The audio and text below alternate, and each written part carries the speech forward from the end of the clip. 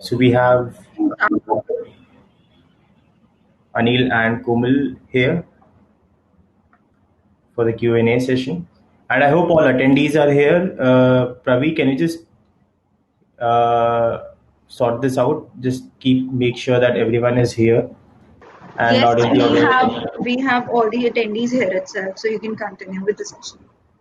Oh, great. So, just to set context for you, Anil. So basically, Komal did a talk pre-lunch, and her topic was on building a digital culture. And Komal, I don't know if you had missed Anil's topic, which was around attracting Gen Zs, right? But it was largely you both touched upon the behavioral and aspects of, you know, we basically touched upon the behavioral aspect of Gen Zs, and then yours was more introspective in terms of how really are we lacking in the whole conduct in terms of the workplace. So there are a lot of questions that came in earlier as well. I would request all the attendees, if you have any questions, just click on the raise hand button or click on the Q&A section and just type in your questions there. So Komal, we had a few questions for you earlier as well. So one of the questions was, how can we make sure that uh, the mental health of employee is good? This is in context to your talk, basically, of building the digital culture. So we can take that up. Meanwhile, we'll try to gather more questions Sure. here. Sure. Am I audible? Yes, you are. Yes, you are. Okay, great. So thanks, Saurabh, for bubbling that question up. I think mental health is an extremely important topic, not just today, but I think in general, it's something that we should definitely be paying a lot of attention to.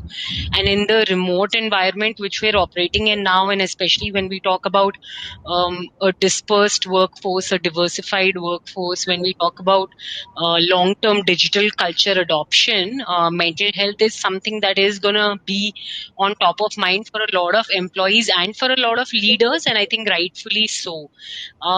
What I've found to be helpful in the conversation around mental health are two things. One is to allow for an environment where people feel comfortable having a conversation on mental health, and that means to a strong degree destigmatizing mental health, as anything beyond something that we should be having an active conversation on. A lot of times mental health is stigmatized in terms of a conversation, that if somebody is talking about it, maybe there's something to it, or maybe there's something that needs to be solutioned, and that's not something that will help destigmatize it in any way. So I think it's extremely important to destigmatize the conversation around mental health first, to let people have open conversations on this. So that's one. The other, when we make some progress on destigmatizing it, the other part that can come in very helpful in progressing that conversation is to have some clear um, forums provided to people for seeking out support. Because a lot of times when people have a conversation about mental health, they may keep things inside. They may not look at it from a point of it's just something that you can ask for, you can raise your hand and ask for help on. A lot of times, if for example you're stuck on a project, right, you're working on a project, there's a group, and you're stuck in a place, you'll feel very comfortable raising your hand and saying, hey, I am not sure about this part, can you help me understand, or can I make you a sounding board for this? But when it comes to the mental health aspect, people find it a little a little uncomfortable sometimes to say that, hey, I want to, talk to you about this, and I have a problem with something, and it's something I'm not happy about. So I think it's extremely important to provide forums to people where they can raise their hand, then they can get help, and there's no stigma around it, to my first point. So I think that is something that when we talk about the mental health of employees, it's important to have some of those things progressing. Otherwise, a lot of times people may feel, that this is something that I have to deal with alone, or that I may be judged in any way if I come out and, ask for that help, or if I want to have a conversation on it. So I think those are two things that I have found to be very impactful when it comes to progressing mental health as a conversation. Yeah, great. I mean, I think you've kind of covered it pretty elaborately here, and we're getting well said global comments anyway over here for that. Another question that we got earlier, I mean, I'll just bounce it across to both Kobal and Anil right now. So it was again, in context to the culture which Gitanjali bounced across, which where she says, seniors or management will understand this really and not cause the employees later, right? How can we, and the extension to this is, how can we make sure that our employees are happy to do work from home in this situation, and how we engage employee interaction for knowledge sharing and other things. So largely, how should we manage in these times? How should we manage whether work from home is something that we are like, I mean, in a way, are supposed to do, or we are in a situation where we have to operate in a way. So we are realigning and reorienting our whole approach. How important and does it become in terms of employee interaction for knowledge sharing and the other aspects of keeping the employee engaged and retaining and the other aspects of it? I think on the question about senior management and how can they be, along with us on this journey, Mhm. um, leadership buy-in is a very critical element of driving success on initiatives. And some of the building blocks that I spoke about, and I know I owe everyone the handout, so I'm just working on closing that out, and maybe in the next half hour or so, I should be able to share that with Saurabh, you and your team, so that you can Yeah. share it ahead as a handout. But one of the things that I spoke about in my session and that you'll see in the handout is some of the questions that we should be asking ourselves that will help take leaders along on that journey. For example, what's in it for me? What's in it for the ecosystem? And let me take a very simple example there to elaborate. DNI often gets talked about as a good to have. But DNI, if you go to the scientific benefits of diversity in various measures, diversity of thought, diversity in gender, diversity in abilities, for example, there are actual examples of how those things have business benefits. For example, when we talk about work from home, a very clear business benefit of that is the amount of cost you can save on real estate if you can make digital culture successful. And real estate is not a small cost, today that we know of. The other aspect that I can also bring up when we talk about digital culture and the benefit of that. Another very clear business benefit could be that you're collaborating in newer ways, leading to newer innovation. So there are these questions can help us identify business objectives where these efforts could directly correlate to benefits. And articulating that for leaders helps them get along on the journey much faster, because they're able to see how is this going to benefit me in the end, how is this going to be benefiting my team in the end. So that is something that can really benefit, benefit directly in bringing leaders on board. One of the things I remember talking to a leader about, back when I was leading a diversity charter in a different role, was about how um, people who have autistic abilities are known to be more successful, are scientifically known to be more successful when it comes to artificial intelligence. And so that's a clear benefit of having diversity on your board. There are many such examples on direct business benefits when it comes to whether it's diversity, whether it's inclusion, whether it's digital culture. So I think a lot of time these questions can help us taking leaders ahead. Yeah, I think very well explained. Komal has covered most of the stuff, but I would very quickly try and share my inputs. Now, typically, when we talk about work from home, that is not an alien concept. We were allowing our people to operate from home. But when it comes to support functions or enabling functions, then there used to be few doubts. What would be work from home for HR or admin or probably finance function? Which because of this crisis right now, the credibility of HR working in multi locations and specifically for functions like payroll, if you can ensure a zero payroll error operating from home, which have dependency on multiple stakeholders, then you have a point. But for the easy understanding of the participants, I have a small acronym. It's called STOP, STOP, wherein S stands for social distancing. Work from home, if we have to believe the news that we actually come across, the virus is here to stay for another 6 months, 8 months, 10 months. I don't know. But then it's definitely here to stay. And hence, if we have to peacefully coexist with the virus without actually impacting our economic activity, then we need to ensure social distancing. And work from home provides me that. That's my first word, that is an S. Second one is T. T stands for the travel time.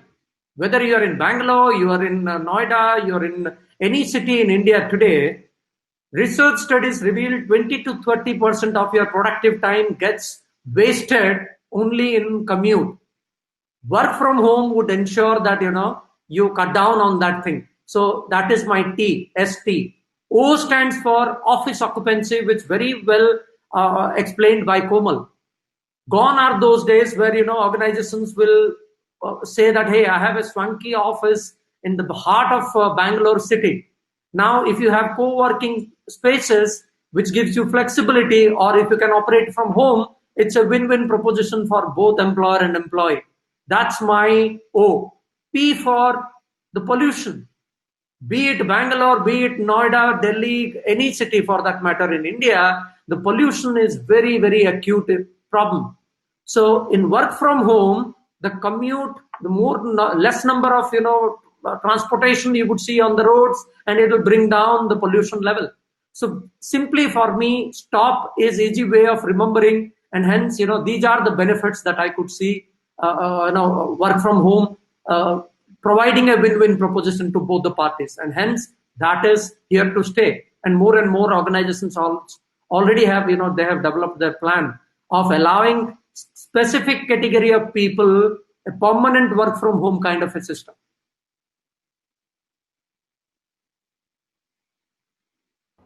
Yeah, I mean, we do have a couple of large questions as well. Komal and Anil, if you can just see on your right hand side of the bar, there's a discuss section with a red dot on it. If you can just click on it, there's a question by Dean who says there used to be a clamor for work from home arrangements in the past. We can even say that in some organizations, the push came largely from Gen Z employees. Now that we are implementing it, people are already realizing the downside of working from home. What do you think will be the effect of this realization to the work arrangements in the future when travel or distancing restrictions are lifted? Making anything compulsory would be a difficult thing. Even after when things are back to normal, when normalcy is also, that is established, then, allowing people to come to work only when there is a dependency on office infrastructure, or there has to be some sort of a discussion, it has to happen with a cross-functional team, then people should be encouraged to come to work.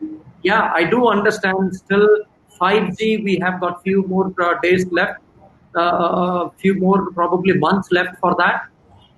Infrastructure continues to be a big pain point, even now for us. Not necessarily everybody is blessed to have high speed internet and power connectivity and other stuff. So these are a few pain points. I do agree with that. I completely empathize and sympathize with that kind of a scenario. But these are definitely going to change, and good times, whether it is back to normalcy or the current scenario, only when there is a dependency and you can't do anything but you got to go to office, then then only we would strongly recommend people to operate from office. Otherwise, let there be flexible. End of the day, if you have a strong performance management system wherein you can articulate, you can show evidence that this is what was expected of me and this is what I have delivered, that makes sense. Yeah, just adding on to that point, one of the things I've also found helpful in asking leaders is the question that, is this a necessity or is this an inconvenience? And mostly the response to that is, it's an inconvenience, but it's not a necessity for people to be in office. And if you look at the cost benefit analysis of it, if you were to completely open things up, and even if there's one person, just one person in your office who ends up in a in a dire situation, how many leaders would be comfortable living with that? And some of these introspective questions sometimes, help push leaders to have a different mindset and to have a different level of thinking. And sometimes some of those introspective questions could help, in bringing around the consequences that that Anil, perfectly articulated. That some of those benefits around, even for example, the pollution. Look at the benefits that we're having in our environment today. They would not have happened if it wasn't for the working from home situation that we're in today. So that's something that I think it helps to articulate some of that for leaders and help leaders introspect and be that sounding board for them. I think it's true that when the restrictions get lifted, a lot of organizations will look at coming back to work, but how you do that could make all the difference possibly.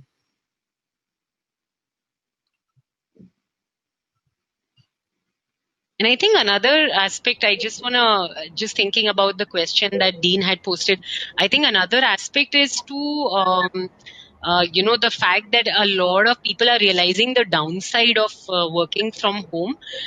That's true. There are pros and cons to everything. And, I remember that question that I had asked in my session, that are you working from home or are you living at work? And there was an overwhelming response towards, I feel like I'm living at work. And that's where, one thing I would invite each person to do is to create those boundaries and help other people feel comfortable in creating those boundaries, and not feel a level of fear. And that's the important part, to remove that fear that if I was to create this boundary, is this going to have, an impact on me? So sometimes removing that fear from the equation, of giving people the freedom to create those boundaries and have others adhere to that, is something that could help in making people feel more comfortable with working from home, as opposed to seeing the negative aspects of the working from home situation that people are experiencing to some degree. Dave. Hi, Ankita. Sorry, just because you don't feel left out, I mean, let me introduce you to Anil, who gave a talk on attracting Gen Zs. Komal covered on building the digital culture. Komal and Ankita has had, I mean, she was supposed to be doing a talk, but the schedule is a little ahead. Ankita, on your right, on the screen on the right hand side, do you see discuss? Uh, options. Yes. These are the questions which some of our attendees have, and we've covered the question from Dean. Are you able to see the whole thread, Ankita? Yes, I can. Great. So we are on to the question where which Deepa has asked, who can we give assurance that employee are working from home and safe working remotely for next year as they're having insecurity of leaving the job. So I mean we'll be taking questions from that, or we can take question from Medha. So that's where we are. So the context is your take on what are your thoughts on that particular thing. So this is a question I would let you guys to decide who would like to take this up, and or you all can collectively add to the whole question. So yeah, we are on Deepa's question now. Sure. So we can do this one. Okay. Correct. So this is like a trending topic. I mean, everyone has a lot of view on how things are really shifting with the new norm of working from home. So that's in the similar context. So I mean, I'll let you guys decide on who wants to pick this up.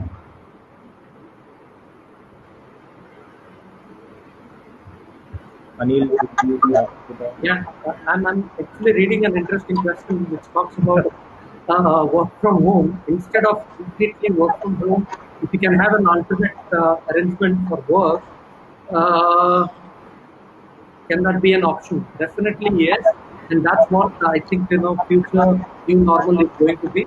Not required that everybody got to be operating from home. So we will see more and more workplace flexibility in future. That's the first part. The second one is completely work from home can be a bad thought for some people who have abusive home environment. I don't know that. It's very, very difficult for me to answer that. But yeah, so in those scenarios, more and more organizations would be exploring flexibility, be it co-working spaces, be it insisting on coming to the main office. From that standpoint, yeah, it will be you can have a blended kind of an approach wherein whatever makes sense to specific category of people, specific functions, by all means, that's what flexibility is all about. So not necessary. And then, as I said, in a meritocratic setup, whether you're working from home, from your office, from the beaches of Goa, nobody really bothers. So long as you're productive enough, you can articulate, you can show documentation around how you have moved the needle and how did that impact the organization. That is what is very, very important. That's my take on the question. And over to Ankita and Hope. Yeah, I would just add, I think, a very valid point made by Anil. But at the same time, see, a lot of us are planning our processes and decisions to decide what percentage would be working from home and office. And if at all the structure or work is such that we have to give 100% work for home permanently to all the employees, that cannot be ignored if that's the ask of the business, because there are a lot of factors involved. Now, can we really change that particular phase or scenario? Probably not. But our employees who are working from home and finding it difficult because of the abusive home environment, company definitely, no matter how hard they try, would not be able to take 100% accountability of the same.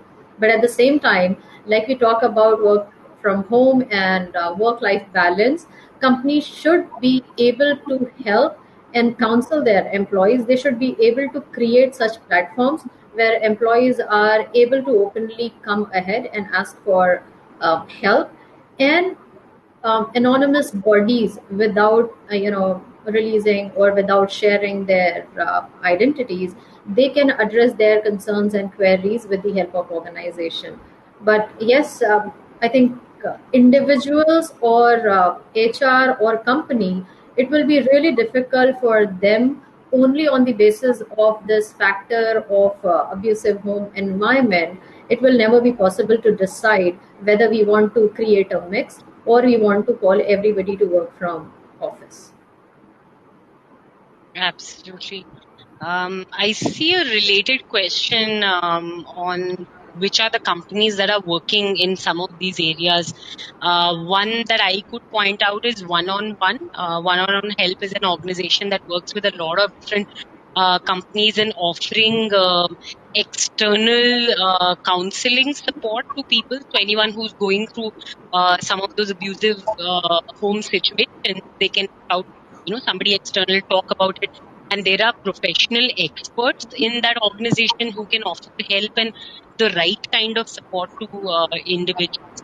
Um, I don't know if there are any other companies that you also want to add in. And See, Rainmaker is there, Goonj is there. There are a lot of companies. Gunj, yeah. Earlier, they were charging you for the services they are giving, but looking at the current scenario where everybody is suddenly forced to work from home and they do not have much control, they are offering services for free. There are a lot of freelancers who are coming up and contacting proactively organizations saying that let us know if you seek help. So there are multiple ample options, and companies are using it in a very defined manner, and I think it is giving a lot of benefits to the employees as well as the employer to maintain the well-being of the individuals.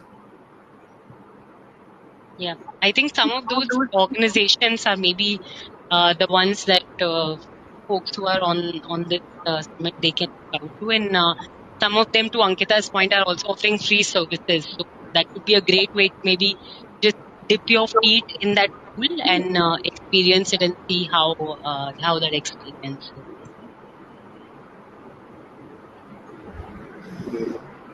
I think we all skipped one question by Medha, which is, if you scroll a little up, it's a Gen Z, even though more curious, seems to be pretty introvert, and they are not very welcoming when talking to HRs, and usually only in listening mode, okay, rather than interacting. So this mostly goes into just a Q&A mode. How to convert this into an exchange of thought. So yeah, I mean, how do you really let a Gen Z employee of yours open up and his box of thoughts maybe on what he thinks rather than being perverted and keeping it within himself? Okay, my apologies if I sound a little negative, but the fact is, on the contrary, I see Gen Z more vocal, provided there is a alignment in the topic. If they are fond of or if they are passionate about any specific subject, they can go on and on. And inherently, I think ability to stand up and challenging the status quo. That's more prevalent in Gen Z than any other generation, for that Right. matter. So I don't know how and what exactly introvert and extrovert in this context means, but they never hesitate to ask the right question. Yeah. And from that standpoint, my experience so far has been very, very open, and here I'm seeing a contradiction there. And they are not very welcoming when talking to HR. They're not very welcoming talking to HR. Probably that is a tough question. Is it something that it's a credibility of HR? So these are bunch of useless guys who are not going to help me out. These are designated people. Is that the mindset? I'm more curious to know about that. Or probably they expect how HR can make my life easier, how they can enable me to give my best. In that context, if they are not getting the right kind of a support, then I can understand. And then here, definitely, we need to work an extra mile, and we need to be sensitive and extend all possible help. But I would be really worried to look at that statement which says they're not very welcoming when talking to HR. So it's something on us and on me. I got to be doing more of. Probably there is a disconnect there, and usually are only in listening mode rather than interacting. Uh, I don't know how to comment on this, but yeah, listening patiently to employees and their queries, we strongly believe that 50% of the job done if you do that. And then probably not necessarily HR is empowered, has got answers. to all the query, all the concerns that you raised. But definitely, I strongly believe closing the loop is very important. I think as HR practitioner, we run the risk of initiating plenty of intervention, but we do not close this. People come and discuss their problem, but we feel that we would be doing everything. Even if we are not in a position, what do I do as HR? Do I walk an extra mile, talk to them and say, hey, this is what you said, these are the things, absolutely I cannot do it at this moment. So closing that loop is very, very important. Probably that is not happening to the extent possible. That's the sense I'm getting. And hence, strengthening credibility is the point. How and what we got to be doing is something, but definitely they are not introvert, is my experience. Right. I mean, Just one thing. mhm. Sorry, go on, Sarah. No, I mean, I was saying, even if we eliminate the whole Gen Z factor from this, uh, the larger beauty of the question that I see is basically between letting an employee opening up and getting vocal, at least in this time where there's no physical interaction that you can even get into, right? Even the virtual one-on-ones are not as personalized as it happens on human one-on-one, right? I mean, on a physical level. So I think Yeah. the larger dimension or the larger variable in the question basically is how will the introverts on a larger scale find it hard to open up and talk about what they are going through in this whole period of new norms that they are trying to adapt into. I think on the and I was actually just gonna add some layer around add some color around that introvert aspect, because I think Mhm. Gen Z or not, Yes. introverts look, experience, and perceive things in very different ways than an extrovert would, right? And I've, in my experience, and just want to share, personal learning here, is that sometimes being comfortable with silence in those conversations can be really impactful. And what I mean by that is that sometimes in conversations, if the other person is not saying something for a couple of seconds, and this is human nature, right? That there is a inherent urge to fill the gap, to fill the to fill the silence with something. And what I've found in conversations, not just with introverts, but also in coaching conversations with leaders, I think, or just generally coaching conversations, is that sometimes when you let the silence linger on, it can lead to some deeper level insights coming in from the other person. Because suddenly there's no need to fill it with anything that's transactional, but rather dig a little bit deeper and figure out where's the person coming from. Where if, for example, they're not saying something, and it's important to make the conversation about the other individual and let them lead, and for you to be, to an point, you to be in the listening mode, and to really allow the person, if silence is what they want for a couple of seconds or even for a minute or two. And I think this is something that they talk about in psychotherapy in a big way, but it becomes relevant when you're dealing with people who are introverts, or even coaching conversations, to let the silence linger on and not give in to the urge of picking someone and saying, hey, what do you think about it? Which is when it can become like a Q&A, and to the other person also it feels like there's no question asked, I don't need to answer. But that's not why you're there. You're there to understand how they're feeling. So letting the silence linger is something that I've found to be Quick 30 seconds, Sora. To what extent, as an organization, you allow people to speak their mind, whether they are introvert or extrovert, allowing people to speak their mind. And the underlying premise is a suppressed feeling is not good for mental health. And hence, organizations, when I talked about catharsis, powerful tool, allowing people to vent out their frustration, anger, and during this difficult time is very, very important. But do I have the professional maturity? What do we do as an organization? Do we allow people because everybody is fearful. I do understand the sentiment. Me saying something against the company, will I be branded as somebody negative and culture fitment issues? And hence, it's better to peacefully coexist versus allowing people to speak their mind is a very, very powerful tool. Catharsis plays a larger role there. Yeah, great. Ankita, I mean, really sorry. I mean, No, your, that's good. your session hasn't even started till the time it was supposed to That's end. perfectly fine. Don't worry. But yeah, so any words, or should we? I mean, I think we should expedite the whole thing, try to wind it up, and move on to Ankita's session, which is on the future of work. Ankita, do you have any comments on this thing, or?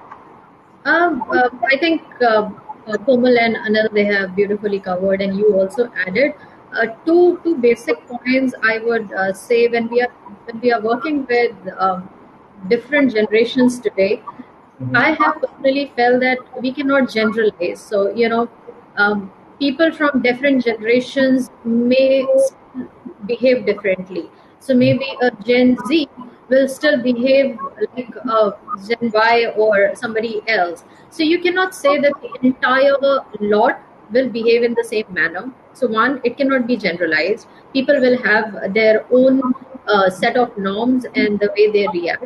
Second thing which has been pointed out is they are not very welcoming when talking to HR. Again, I would say, see, there are two phases. One is when we take care of hygiene issues, when we talk about their salaries, when we talk about their profiles, appraisals, probably it will be more in a question answer mode.